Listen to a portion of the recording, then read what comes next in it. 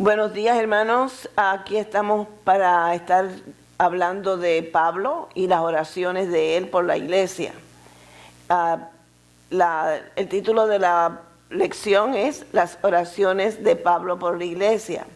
La verdad central dice: los cristianos deben orar unos por otros para conocer a Dios, mostrar amor y vivir vidas ejemplares.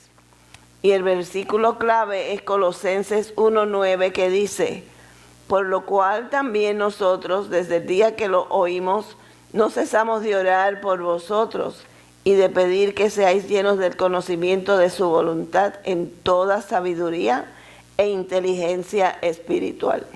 Pues dice aquí en la lección que, hablando de Pablo, que Pablo tuvo una fértil vida de oración. Aunque estaba en prisión, estaba preso. Cuando escribió las cartas que estudiamos esta semana, Pablo no se dejó vencer por la autocompasión, como hacemos nosotros, ¿verdad? Ay, pobrecita Yolanda, que no tiene esto o que le pasó aquello, en vez de uno estar más fuertes en el Señor. En cambio, escribió palabras positivas, alegres y afectuosas a quienes había ministrado, y oró por ellos. Dejemos que el ejemplo de Pablo nos motive a considerar nuestras propias oraciones, que cuando oremos tengamos cuidado y seamos cautelosos qué vamos a orar y cómo vamos a orar, ¿verdad? ¿Cuánto tiempo dedicamos a la autocompasión? Como les dije hace un ratito, ay bendito, pobre Yolanda, fíjate todo lo que le está pasando.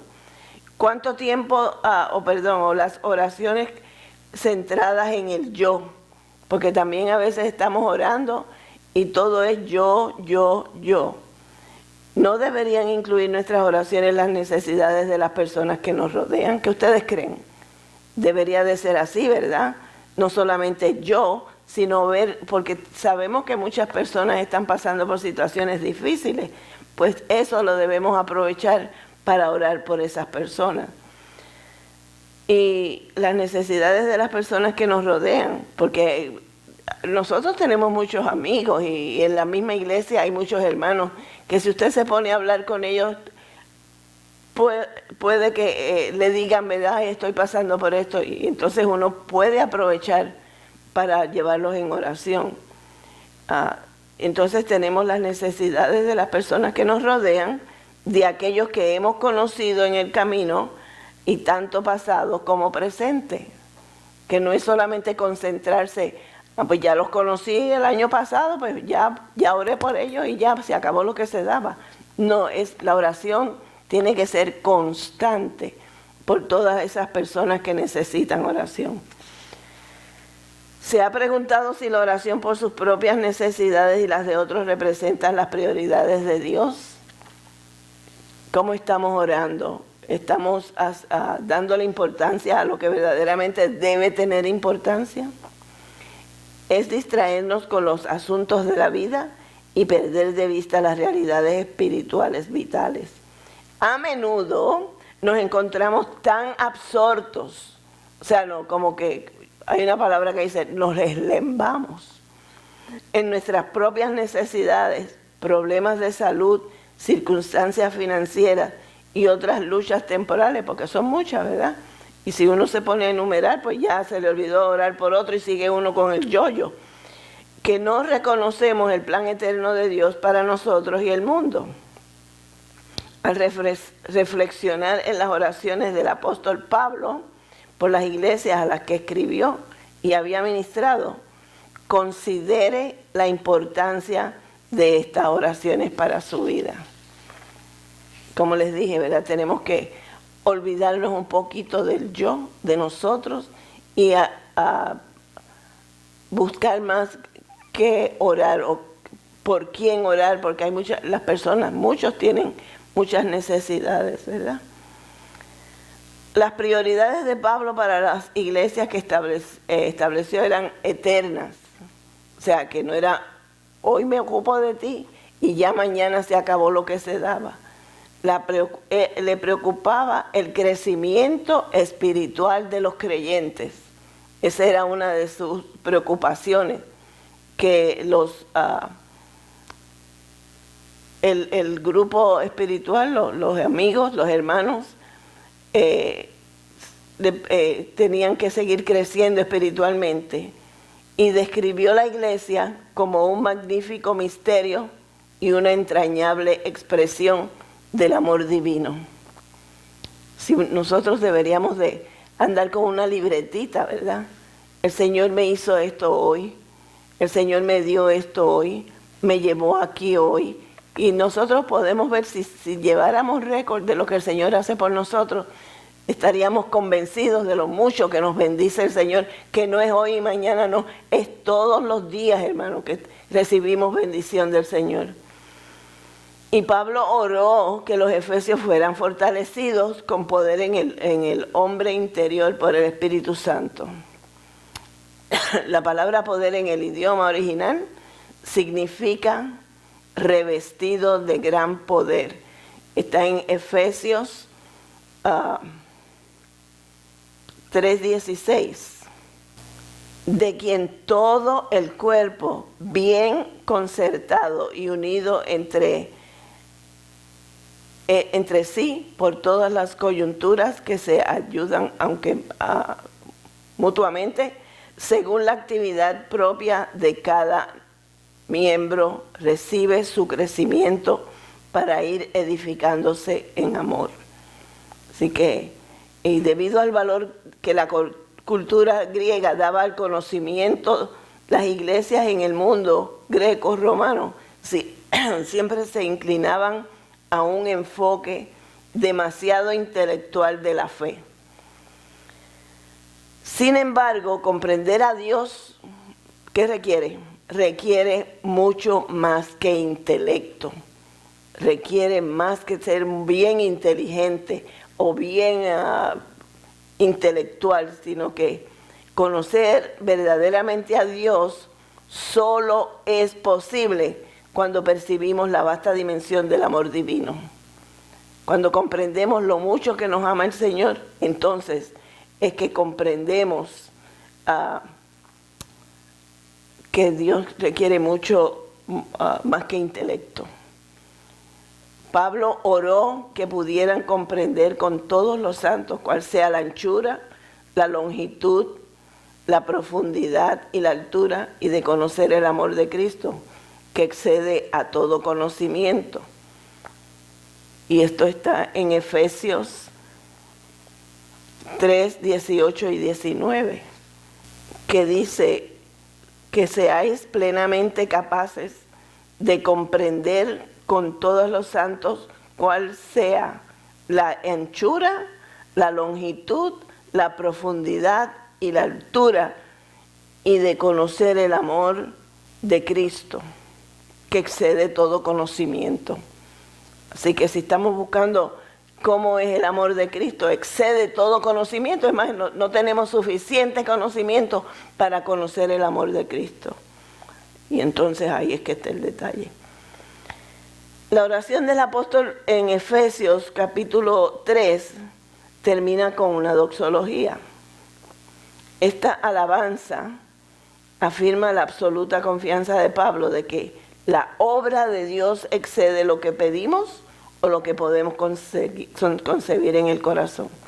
O sea, nosotros podemos pedir, y a veces, muchas veces, el Señor cuando nos concede esa petición, Él se excede, va más allá de lo que nosotros pedimos.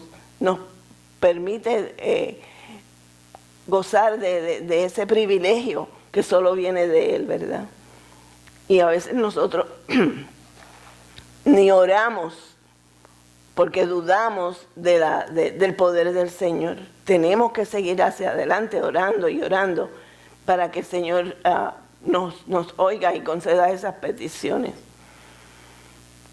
La doxología concluye con una alabanza a Dios que dice: a Él sea gloria en la iglesia, en Cristo Jesús, por todas las edades de los siglos. Amén. Y eso está en el verso 21, que dice: A Él sea gloria en la iglesia, en Cristo Jesús, por todas las edades, por los siglos de los siglos. Amén. Y entonces la exaltación de Dios nunca terminará. Si nosotros sacamos tiempo para alabarle, exaltarle, nunca terminaría esa exaltación, porque Él es merecedor de toda honra y toda gloria en todo momento. No es que porque estoy pasando por un problema, pues voy a orar ahora, voy a alabar a Dios para que me oiga. El Señor merece toda honra, toda gloria y la atención completa de cada uno de nosotros. Le corresponde al pueblo de Dios darle la gloria, comenzando hoy y extendiéndose a todas edades por venir. Entonces, Pablo escribió su carta a los filipenses desde una prisión romana. Fíjense, él no se limitaba, que si estaba libre, escribía, que si estaba en la cárcel, no voy a hacer nada porque estoy preso. Pero él sí se dedicaba tiempo a hacer las cosas que el Señor le pedía y hacer cosas para el Señor, ¿verdad? Dice, sin embargo, muchas de estas cartas están llenas de expresiones de gozo. Aún estando Pablo en la situación en que se encontraba, dice que las cartas estaban llenas de expresiones de gozo. ¿Cómo se hacen las nuestras? ¿De qué están llenas nuestras peticiones, nuestras expresiones? De gozo, de queja, porque a uno se pasa quejándolo, que si aquel le hizo, que si aquel no dijo, y un montón de cosas que uno no debería, que uno debería de pasar por alto. Y entonces la oración de Pablo comienza con acción de gracias y expresión de gozo. Ahora tengo una preguntita: ¿cómo comienzan sus oraciones? ¿Verdad? Las de Pablo empezaban con acción de gracias y expresión de gozo. ¿Cómo empiezan las de nosotros? ¿Cómo comienzan nuestras oraciones? Que si aquel me dijo, mira, a mí ya no me gusta ese hermano porque se pasa esto y aquello. Tenemos que tener mucho cuidado, hermano, y estar siempre gozosos, que así también dice la Biblia, ¿verdad? Él expresó la base de su regocijo. Está agradecido por su asociación con Él en la proclamación del Evangelio. Y Pablo fundó la iglesia en Filipos al comienzo de su segundo viaje, ¿verdad? Y más información sobre ese segundo viaje se encuentra en Hechos 16, del 11 al 40. O sea, son muchos versos, ¿verdad? Pero pueden ir a esos textos, Hechos 16, del 11 al 40, que habla de ese viaje, del agradecimiento de Pablo. La fidelidad de la iglesia en Filipos produjo en Pablo un afecto extraordinario hacia ellos. Lo expresó en los versículos 7 y 8, que está en Filipenses 1, 7 y 8, que dice: como me es justo sentir esto de todos vosotros, por cuanto os tengo en el corazón y en mis prisiones y en la defensa y confirmación del Evangelio. Todos vosotros sois participantes conmigo de la gracia. O sea, Pablo quería, pensaba en sus compañeros, ¿verdad? Que él quería que estuvieran con él en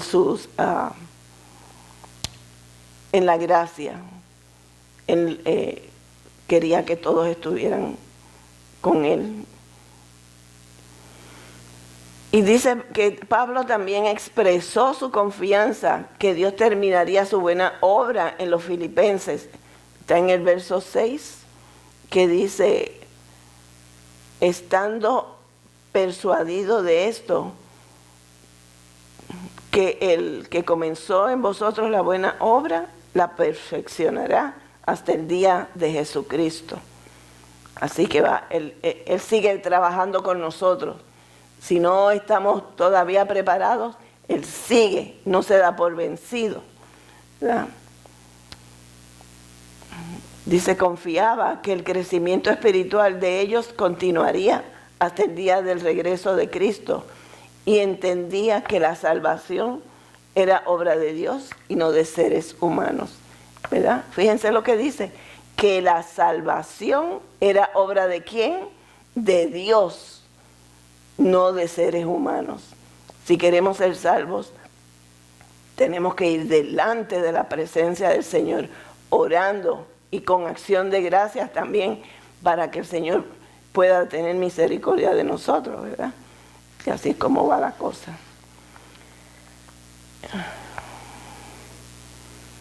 Una vez expresada su acción de gracias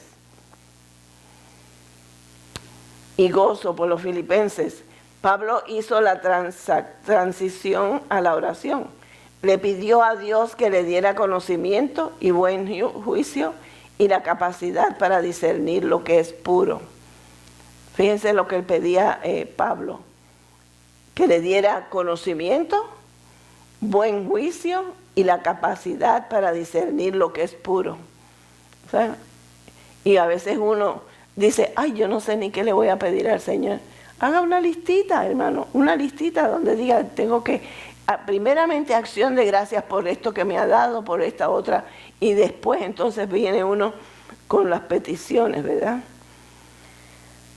Y cada vez que Pablo invita a los creyentes a la búsqueda del conocimiento, nunca se refiere al solo fin de saber más.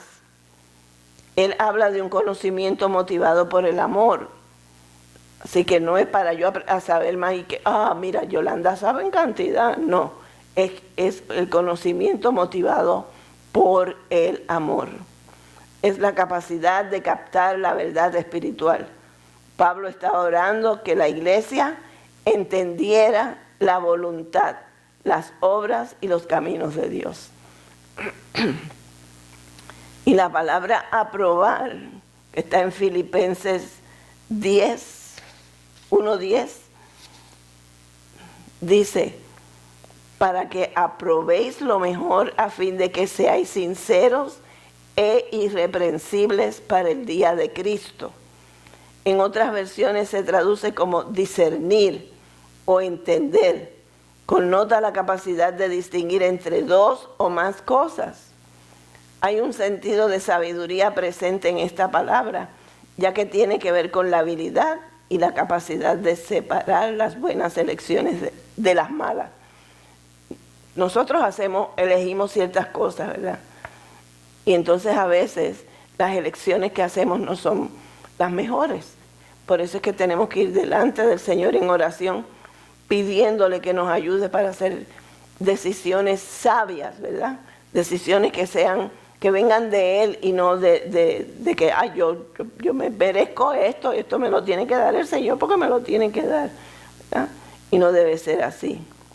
Así que Pablo oró por los filipenses para que fueran sinceros e irreprensibles. Eso es así, ¿verdad? Para el día de Cristo, llenos del fruto de justicia que son por medio de Jesucristo. Y en los versos 10 y 11 dice, para que aprobéis lo mejor a fin de que seáis sinceros e irreprensibles para el día de Cristo, llenos de frutos. Tenemos que estar dando buenos frutos, ¿verdad? No frutas que estén medias dañadas, así que frutos de justicia que son por medio de Jesucristo para gloria y alabanza de Dios. Así que tenemos que ser más conscientes, ¿verdad?, de qué es lo que le pedimos al Señor y cómo se lo pedimos, que no es así porque sí. Entonces dice, el conocimiento de la voluntad de Dios, vivir como es digno del Señor. ¿Cuántos estamos viviendo como es digno del Señor? Que somos una cosa en la iglesia y otra cosa en el vecindario, otra cosa en la calle, y no estamos dando el mejor testimonio. Dice, ¿cuál es el fin principal del hombre? La respuesta dada es poderosa. El fin principal del hombre es glorificar a Dios y gozar de Él para siempre. No es que le voy a servir hoy y mañana pues déjame coger un break, déjame coger unas vacacioncitas. Entonces pasa un tiempo y ya cuando uno vuelve otra vez a tratar de alabar al Señor y de servirle como Él se merece, estamos medio fríos y cuidado si completamente fríos, ¿verdad? Así que tenemos que tener mucho cuidado. Pablo oró que Dios llenara a los colosenses del conocimiento de su voluntad en toda sabiduría e inteligencia espiritual. Esto está en Colosenses 1:9, que dice: por lo cual también nosotros, desde el día que lo oímos, no cesamos de orar por vosotros y de pedir que seáis llenos del conocimiento de su voluntad en toda sabiduría e inteligencia espiritual. La palabra llenar expresa el sentido de plenitud, por estar completo. O sea, no es que me llene a mitad o un poquito aquí, un poquito allá, sino es llenar de plenitud, estar completo. Esto sucede a través de la obra del Espíritu de Dios en nuestra mente y nuestro corazón.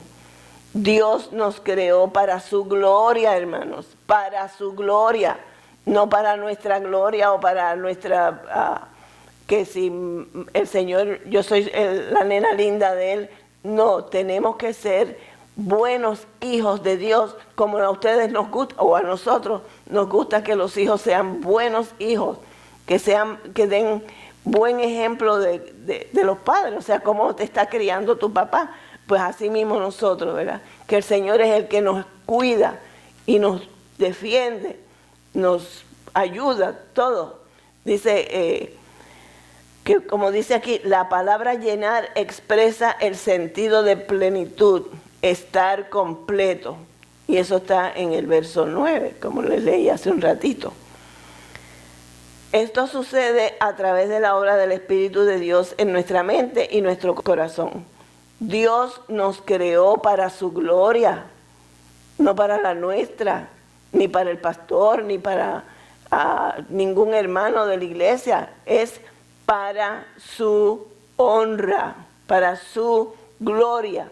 Él desea que demos fruto y crezcamos en conocerlo a Él y servirle a Él. El Espíritu obra para establecer el carácter de Jesús en nosotros.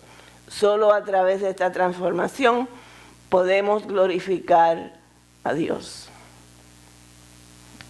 Y entonces luego en Colosenses 1, del 11 al 14, que dice: fortalecidos con todo poder, conforme a la potencia de su gloria, para toda la paciencia y longanimidad, con gozo, dando gracias al Padre, que nos hizo aptos para participar de la herencia de los santos en luz.